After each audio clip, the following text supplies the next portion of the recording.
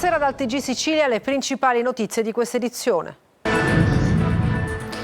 La strage dei braccianti sulla statale 194, lutto cittadino ad Adrano, domani funerali.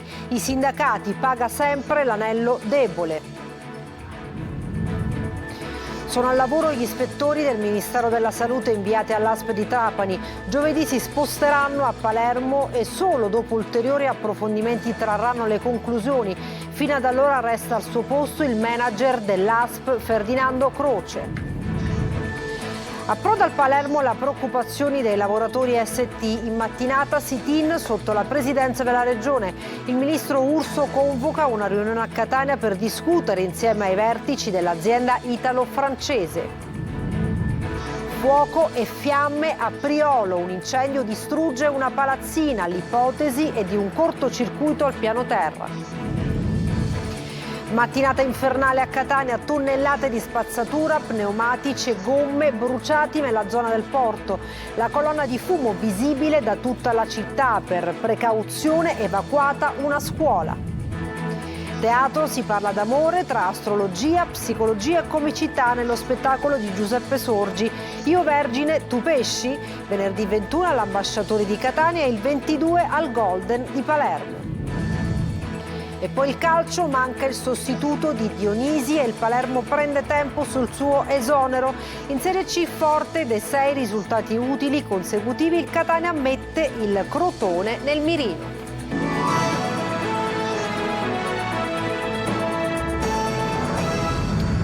In apertura l'incidente del siracusano, la procura apre un'inchiesta per omicidio stradale nello schianto contro un furgone. Hanno perso la vita 3 braccianti agricoli di Adrano.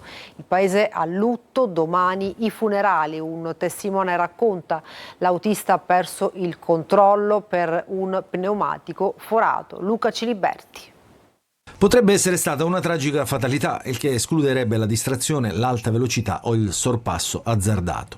C'è un testimone nel drammatico incidente stradale avvenuto sulla statale 194 nei pressi dello svincolo Cannellazza Carlentini nel Siracusano, in cui sono morti 3 braccianti agricoli di Adrano che erano a bordo di un minivan finito contro un furgone cassonato. Si tratta di un avvocato di Siracusa che negli istanti precedenti all'impatto, poco dopo le 14, si trovava in macchina appena dietro il furgone. Il testimone ha raccontato che il mezzo ha cambiato bruscamente direzione spostandosi sulla sinistra e invadendo la corsia opposta a causa dell'esplosione di una gomma, per cui il conducente ha perso il controllo del mezzo. La procura ha aperto un'inchiesta per omicidio stradale e ha disposto il sequestro di quel che resta dei 2 mezzi coinvolti nell'impatto. Le vittime sono tutte di Adrano. Rosario Lucchese, 18 anni, aveva cominciato a lavorare come bracciante agricolo solo da qualche giorno. La compagna è in attesa di un bambino. Salvatore Lanza, 54 anni, il figlio, ex bracciante agricolo qualche anno fa, come il padre, è rimasto vittima di un incidente stradale che lo ha lasciato invalido, costringendolo ad emigrare in Germania in cerca di lavoro. E infine Salvatore Pellegriti, 56 anni. Con altri 6 colleghi stavano rientrando a casa dopo una giornata di lavoro per la raccolta delle arance a Francofonte per conto di una ditta di Adrano. Il comune ha proclamato 2 giorni di lutto cittadino, oggi un minuto di silenzio in aula consiliare, domani pomeriggio i funerali officiati dall'arcivescovo Luigi Renna.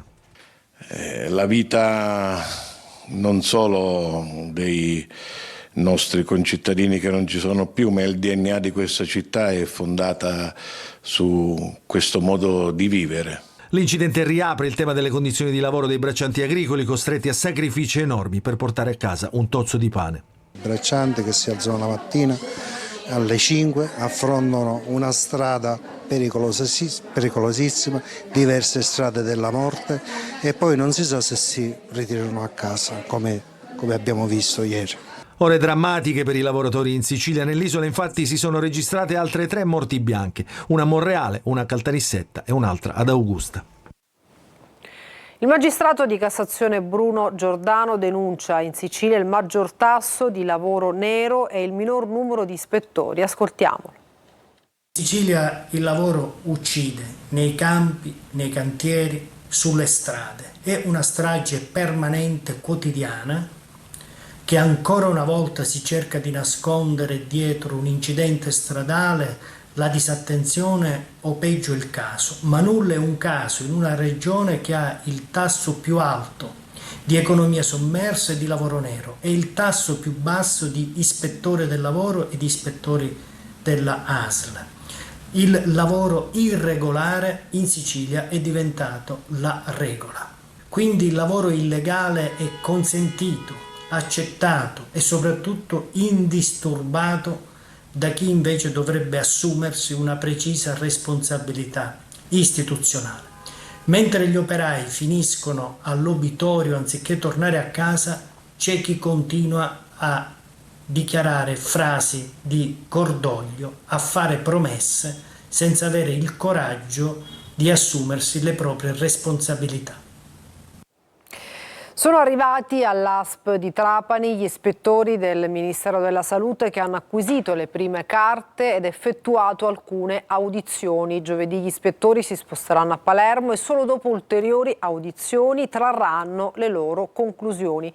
Fino ad allora il manager dell'ASP, Ferdinando Croce, resta al suo posto. Manlio Viola. Sono arrivati alla direzione generale dell'ASP di Trapani gli ispettori sanitari inviati dal Ministero della Salute per indagare sul caso dei 3.308 esami istologici rimasti nei cassetti senza essere refertati. Il caso è esploso dopo la denuncia dell'insegnante di Mazzara del Vallo, Maria Cristina Gallo, di 56 anni, che ha dovuto attendere 8 mesi l'esito dell'esame. Sulla vicenda indaga la procura di Marsala, così come quella di Palermo indaga sulla morte di un altro paziente, di Partinico, che attendeva ancora il referto. Ormai è acclarato che erano circa 170 quelli tumorali positivi diagnosticati con mesi di ritardo. Si tratta della seconda ispezione. Nei giorni scorsi era stata conclusa quella degli inviati della Regione, secondo la cui relazione sono almeno 7 le omissioni, fra cui gravi carenze gestionali che hanno portato alla sottovalutazione del problema. Ma c'è anche una classe medica dell'ASP che lavora davvero troppo poco. In base alla relazione regionale, Schifani avrebbe avviato un'opera di convincimento verso il manager Ferdinando Croce, puntando alle sue dimissioni per evitare una lunga procedura di rimozione. Ma l'ex vice capo di gabinetto dell'assessore Ruggero Razza è difeso da Fratelli d'Italia e non intende dimettersi e conta proprio sulla relazione ministeriale per riequilibrare la situazione.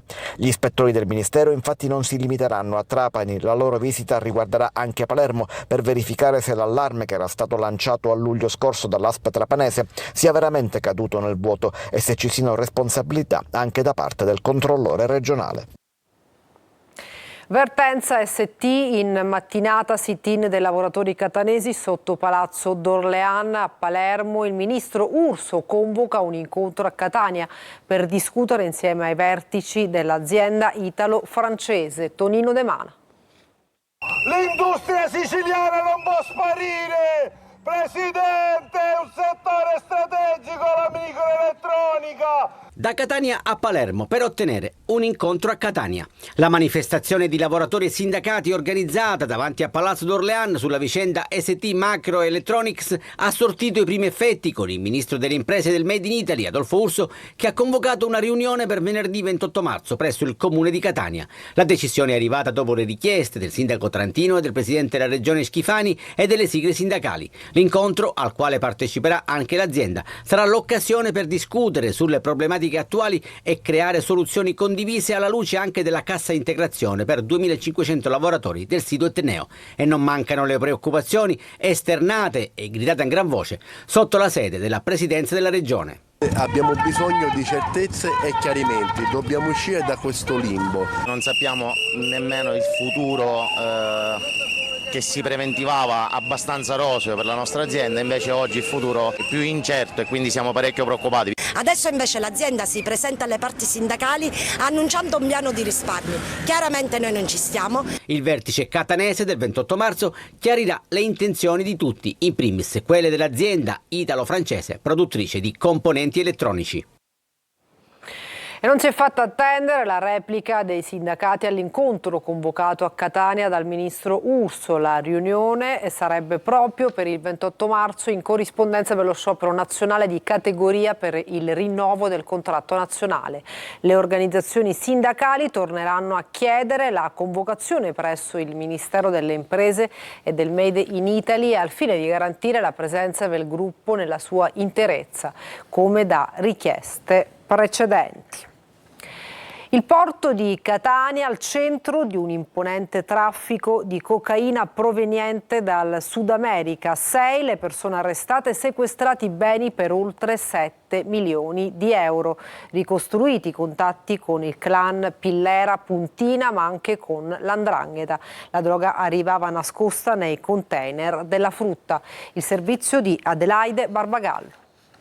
Fiumi di cocaina dal Sud America arrivavano in Sicilia via mare al porto di Catania per poi essere smistati in tutta Italia. Centinaia di chili nascosti all'interno di container carichi di frutta. Le indagini dei finanzieri sono partite dalle dichiarazioni di 2 collaboratori di giustizia, esponenti di spicco dei clan mafiosi degli Strano di Montepo e dei Cappello di Catania, che hanno indicato il porto etneo come punto di snodo di una intensa attività di narcotraffico dove operavano affiliati al clan Pillera Puntina. Un primo sequestro di droga avvenuto nel 2022 ha fatto emergere contatti anche con l'Andrina calabrese. 6 le persone arrestate e sequestrati denaro e beni per un valore complessivo di 7,7 milioni di euro. Il sistema andava avanti da anni ed era particolarmente oleato. Una volta giunto in porto e scaricato sulla banchina, il container con la coca veniva poi trasportato alla zona industriale nel deposito della società di gestione dei servizi portuali. Qui i destinatari della droga dovevano pagare una percentuale del 30-40% della quantità importata per il servizio reso. Sono stati così individuati Angelo Sanfilippo, condannato nel 2010 per narcotraffico, e uno dei 3 figli, Melino Sanfilippo, entrambi dipendenti della Società Europea Servizi Terminalistici, in attività al porto di Catania. Dalle indagini è emerso che Angelo Sanfilippo avrebbe avuto rapporti con soggetti ritenuti legati al clan Pillera Puntina, in particolare con Angelo Di Mauro, già condannato per associazione mafiosa e associazione finalizzata al traffico di sostanze stupefacenti. Sono stato agganciato in uno studio legale di Latina, dove allora ero sotto protezione dal generale Nicola Pollari, che ebbe a sollecitarmi, quasi a rimproverarmi, perché stavamo perseguitando Antonello Montante. Ci sollecitò insomma per lasciarlo in pace.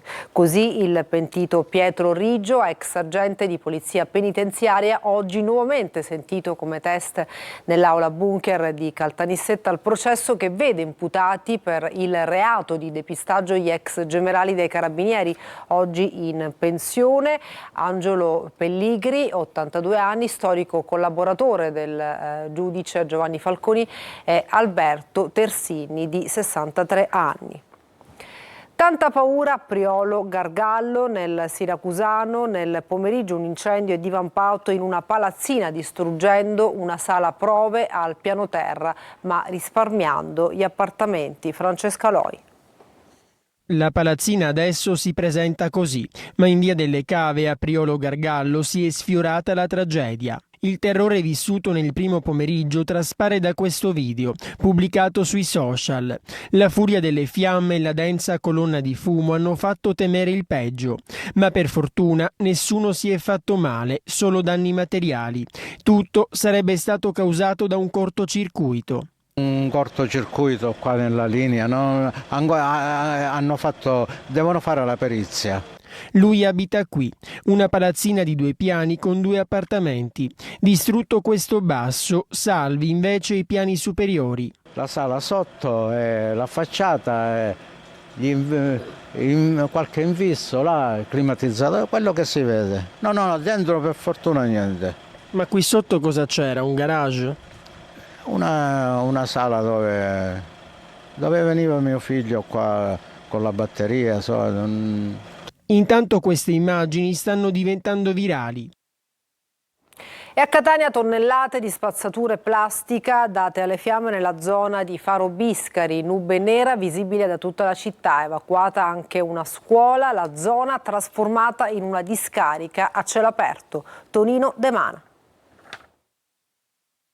Una colonna di fumo alta e densa visibile da tutta la città per un vasto incendio di rifiuti e materiale di scarto che per ore ha tenuto impegnate numerose squadre dei vigili del fuoco, con le forze dell'ordine impegnate a disciplinare il traffico e ad occuparsi anche dell'evacuazione della scuola Dusmet Dorie di via Playa.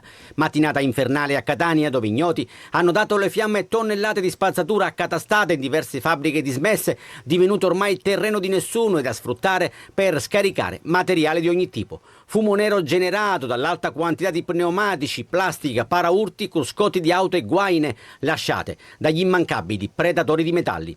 Aria resa irrespirabile dalle fiamme che hanno indotto i carabinieri a fare evacuare una scuola, distante in linea d'aria poche decine di metri. Abbiamo chiamato tutti i genitori in modo che i bambini potessero tornare a casa, il plesso verrà chiuso chiaramente per motivi di sicurezza. È un piano di evacuazione ordinato? Sì, certo, noi facciamo delle prove ogni anno. Genitori e nonni che accorrono a scuola. Ho chiamato mia figlia di prendere il bambino perché aveva scoppiato con un incendio. Con mia figlia ora non poteva venire, mi ha chiamato me, sono andato a prendere mio nipote.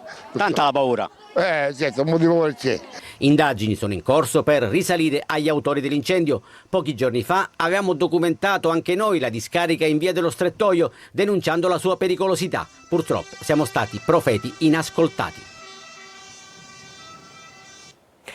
A Messina il mercato Vascone è chiuso per lavori di ristrutturazione per i prossimi 8 mesi, ma al primo giorno nella nuova location ecco i primi problemi.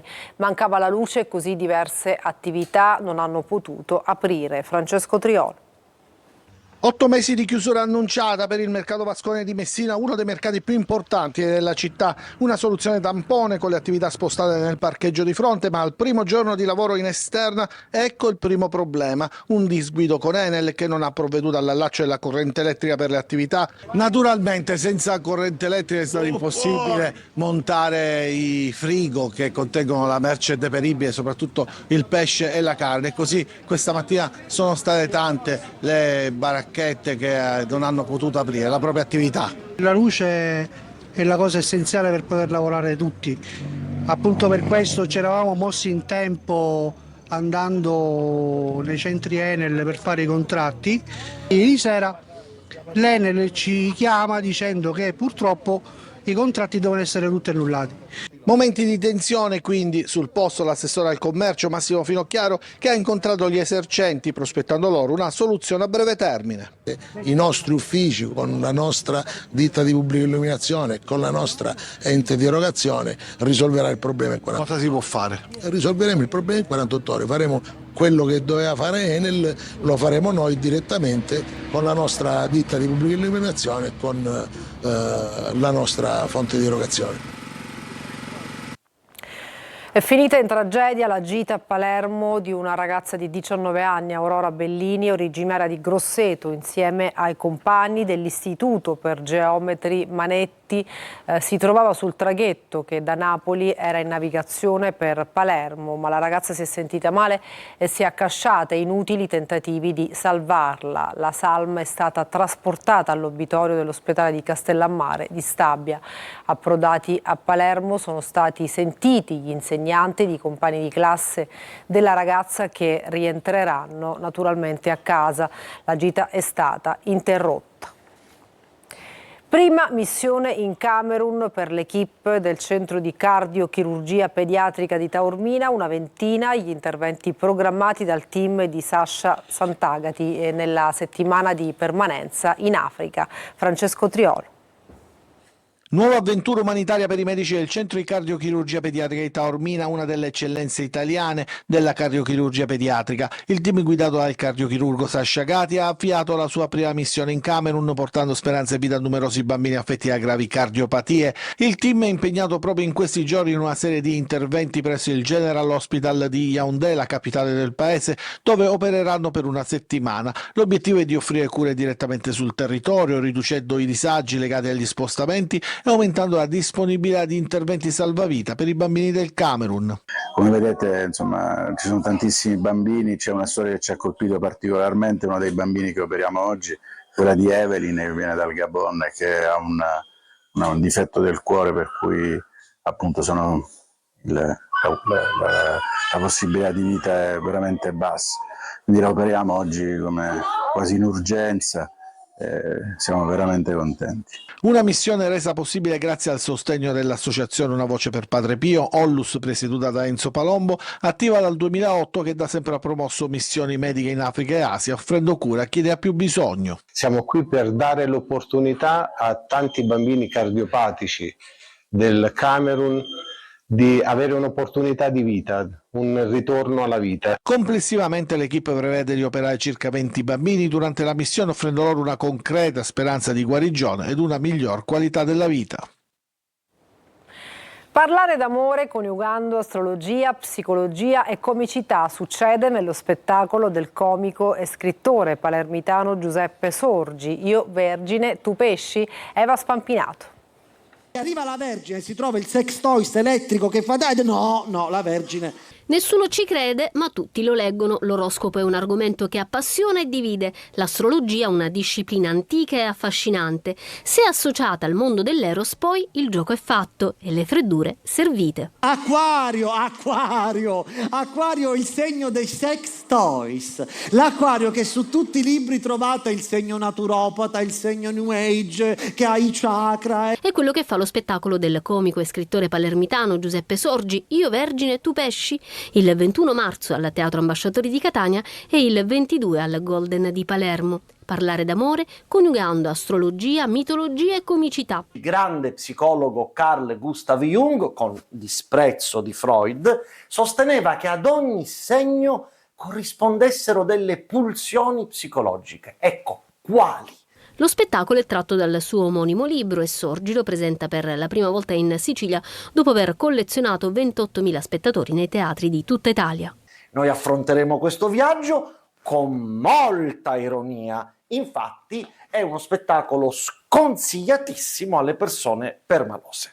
Tra una battuta e l'altra lo show mette insieme le suggestioni dell'astrologia con la profondità del mito. Sullo sfondo un'analisi psicologica seria dei caratteri legati ai segni zodiacali attraverso cui il pubblico si identifica. E adesso una pausa, tra poco il calcio, non mancate.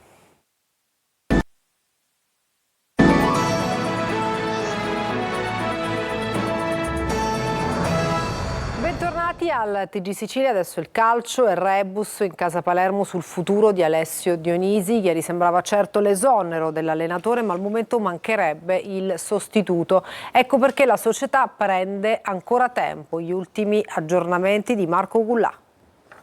Alessio Dionisi resta sulla panchina del Palermo, almeno per ora. Nonostante il lungo confronto tra Palermo e Manchester, la società non ha ancora deciso di esonerare il tecnico. Dopo la sconfitta in rimonta contro la Cremonese da 2-0 a 2-3, le riflessioni sul possibile cambio sono andate avanti per tutta la giornata di ieri e anche nella mattinata di oggi. Ma la situazione è rimasta invariata. Il club e il City Football Group hanno valutato attentamente le alternative, ma senza trovare un accordo su un eventuale sostituto. Andrea Azioli, contattato ieri, ha detto no. Molti allenatori non sono convinti dalla durata dell'incarico, ovvero fino al termine della stagione. Beppe Iachini, invece, avrebbe dato il suo assenso, è disponibile ad allenare fino a fine campionato. Per quanto riguarda gli altri allenatori sondati, Vivarini e Aquilani sono scesi nell'indice di gradimento. Liverani e De Biasi sono rimasti sullo sfondo. Le call, le interlocuzioni e soprattutto gli scambi di informazioni con i rappresentanti del City Group proseguono in maniera serrata, ma al momento nulla è escluso. Domani intanto la ripresa degli allenamenti a Torretta. Chi ci sarà a guidare la squadra? I 6 risultati utili consecutivi lanciano il Catania verso il finale di stagione. Domenica contro il Crotone, quarto in classifica, un'ulteriore verifica. Marco Carli. 6 risultati utili consecutivi da una parte, 4 dall'altra. Catania-Crotone, lunch match della prossima domenica, è una partita di peso che potrà ulteriormente dare il senso dei progressi rossazzurri. Già perché i calabresi nell'ultimo mese hanno collezionato 3 vittorie e un pari e l'ultimo scalpo si chiama niente meno che Cerignola. Longo ha fatto un bel lavoro dopo un inizio difficile e contro Murano, Gomez e soci il Catania si ritroverà davanti un test probante, a cui arriva reduce dal momento migliore della stagione, con la società che nel frattempo prova a programmare il futuro, con Zarbano in cima alla lista come direttore generale. Intanto c'è il campo, ci sono i risultati e quella voglia che accomuna entrambe le squadre che si affronteranno domenica al Massimino: arrivare ai playoff nel miglior modo possibile. Toscano lo ripete come un mantra e allora si coccola i ritorni e li tutela, come fatto con Stoppa nel derby, e magari immagina la qualità che lui insieme a Jimenez e Dal Monte possono dare al gioco etneo, condita dagli strappi di Lunetta, un lusso che finora era rimasto solo sulla carta, il tutto in attesa di inglese. Il Catania viaggia verso il rush finale, il Crotone dirà già se la velocità di crociera presa nelle ultime gare può diventare una costante fino alla fine. E per questa edizione è tutto, grazie per averci seguito e buona serata.